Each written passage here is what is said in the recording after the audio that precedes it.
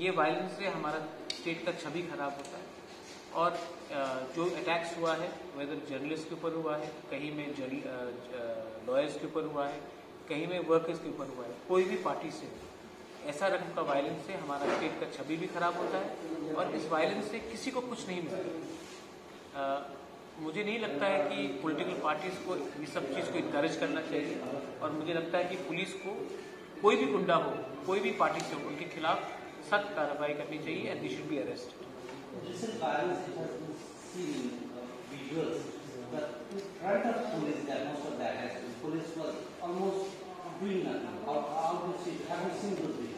Have you seen the visuals जहां में मेरे ऊपर अटैक हुआ था SDM ऑफिस में 9th अप्रैल में?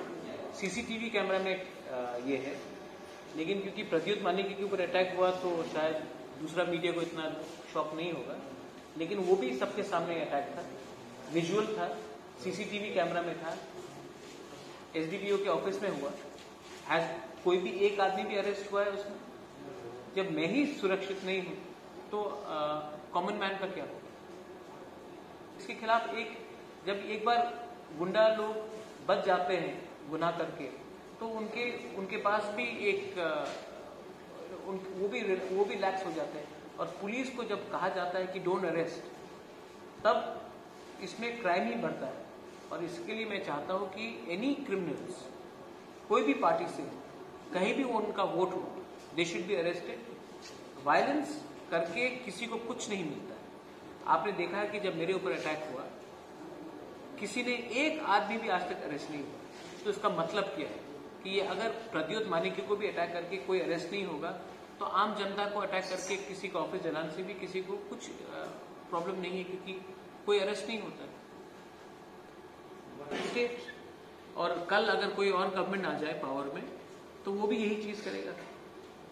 ये हमारे कल्चर में आ चुका है और ये कल्चर को बंद करना पड़ेगा। और इसके लिए जो ऊपर में बैठा है, जो मैं भी हूं, अपने पार्टी में ऊपर में बैठा हूं, मानिक सरकार है, हमारे मुख्यमंत्री विप्लव जी है, मानिक शाह है, जितेंद्र चौधरी है, मेवार कुमार जमातिया, NC देवर्मा है।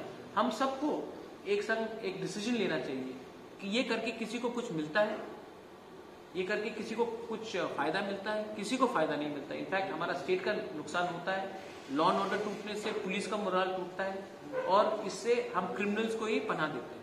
आई थिंक ये बहुत ही दुख का बात है कि आज कोई भी पावर में रहे वो क्रिमिनल्स को अरेस्ट नहीं करता, उनको election during the time of the election Tipra Motha ने एक कमिटमेंट दिया था कि हमारे जो माधवबारी में जिन लोगों को गोली लगा था, उनको गोली मारा गया था, उनका रिहेबिलिटेशन का प्रोसेस हम लोग शुरू करेंगे। इससे पहले हमने और एक प्रॉमिस किया था कि विश्वजीत देवर्मा, पिंटूलाल चाकमा और मंत्रीलाल काइपिंग का फैमिली को भी एक हम लोग कॉम्पनसेशन देंगे। हमने माधवबारी के बारे में बात किया था। यहाँ में हमारे संग सुमित देवर्मा, रवि कुमार देवर्मा, पोहर देवर्मा, शंकर देवर्मा और मौतम देवर्मा है। इन पांचों लोगों को जब हमने सिटीजनशिप अमेंडमेंट एक्ट के खिलाफ जब हम लोग आंदोलन कर रहे थे तो इनको गोली लगा था। ADC ने पूरा अपना काम करके इन पांचों लोगों को हमने अब नौकरी दिया है। मैं जानता हूं कि ये हमारा कमिटमेंट था पहले से, लेकिन बहुत लोग शायद भूल चुके हैं, बहुत लोग भूल भी जाते हैं इलेक्शन खत्म होने के बाद। लेकिन ये मेरा कमिटमेंट है और ये कमिटमेंट को पूरा करने के लिए मैं थैंक यू बोलना चाहता हूँ हमारे CM को, हमारे EMs कमल कोला यहाँ में है, यहाँ में हमारे राजेश त्रिपुरा है, विजय बाबू है यहाँ में। और हमने सब ने ये डिसीजन एग्जीक्यूटिव काउंसिल में लिया है और अब हमारे ये जो 5 लोग हैं जिनको गोली लगा था जब माधवबारी का प्रोटेस्ट हुआ था, उनको नौकरी दिया जा रहा है। I would like to congratulate and thank everyone for keeping our promise. Commitment बहुत इंपॉर्टेंट होता है और पॉलिटिक्स में आजकल कमिटमेंट बहुत कम लोग रखते हैं, लेकिन मुझे इसमें पॉलिटिक्स नहीं करना है। आप सबको कॉन्ग्रेचुलेशन, आपका नौकरी हो चुका है। ये नौकरी से इनका जो चोट, इनका जो दर्द है वो वापस तो नहीं जाएगा, लेकिन ये हमारी तरफ से एक छोटा सा एक जेस्चर है कि हम आपको नहीं भूले हैं, आपके खराब समय में हमने नहीं भूला, और आज क्योंकि हमारा समय थोड़ा ठीक चल रहा है, इसका ये मतलब नहीं है कि हम आपको भूलेंगे। तो ये पांचों को हम लोग ये अपॉइंटमेंट लेटर्स है इन लोगों का, इनको हम देने वाले हैं। एंड ये इम्पोर्टेंट अनाउंसमेंट है। बहुत लोगों को लगेगा शायद ये इम्पोर्टेंट नहीं है, लेकिन पिपरासा होने के लिए जिन्होंने सैक्रिफाइस किया है, आज ये लोग नेता नहीं है, लेकिन इन्होंने बहुत सैक्रिफाइस किया है, और इनका सैक्रिफाइस, इनका बलिदान ऐसा नहीं जाना चाहिए। इसके लिए हमने इनको ये जॉब का अपॉइंटमेंट लेटर हम दे रहे हैं। Thank you very much.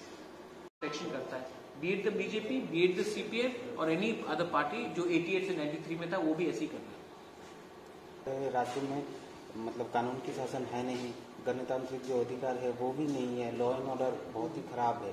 और अभी तक उस दिन जो 8 तारीख को शायद एक पत्रकार की ऑफिस में अटैक हुआ था, जो लोग मारपीट कर रहे थे उसकी छवि भी है, लेकिन वो अभी तक किसी को अरेस्ट भी नहीं किया गया। क्या कहेंगे इसके विषय में? आप क्या कहेंगे जब मेरे ऊपर अटैक हुआ? क्योंकि मैं अगरतला का नहीं हूँ, क्योंकि मैं इतना पॉपुलर यहाँ में नहीं हूँ, तो अगर मेरे ऊपर कोई अटैक करेगा, मोहनपुर में मेरे ऊपर अटैक हुआ था, तब आप इतने नाराज क्यों नहीं थे? उस समय भी जो गुंडा था वो भी सीसीटीवी कैमरा में था, इतने लोग थे, पुलिस को ऊपर हमला हुआ था, उस समय भी कोई अरेस्ट नहीं हुआ। मतलब क्या है इसका मैसेज क्या है? कि आप कुछ भी कर सकते हैं और आपको कोई अरेस्ट नहीं करेगा। तो ये शुरुआत था वो मेरे ऊपर अटैक, ये चलते रहेगा, ये पॉलिटिकल वायलेंस कल्चर में है, और मुझे बहुत दुख लगता है कि ऐसे रकम के वायलेंस से नुकसान हमारा स्टेट का ही होता है। मैं फिर से कह रहा हूँ, किसी के ऊपर भी अटैक हो, दे शुड बी अरेस्टेड। और मैं और एक बात बोलना चाहता हूँ, हमारे ये जो 5 लोगों को गोली मारा था, एक पुलिस सस्पेंड हुआ माधवबारी में। जब 5 लोगों को गोली मारा गया था, इनके पास तो कोई हथियार नहीं था, इनके पास तो कोई छुरी, तलवार या बंदूक नहीं था, तभी भी इनको गोली लगा है। कोई अरेस्ट हुआ, कोई सस्पेंड हुआ। तो ये बात आपको सोचना चाहिए कि किसके ऊपर हमला करने से कोई सस्पेंड नहीं होता है।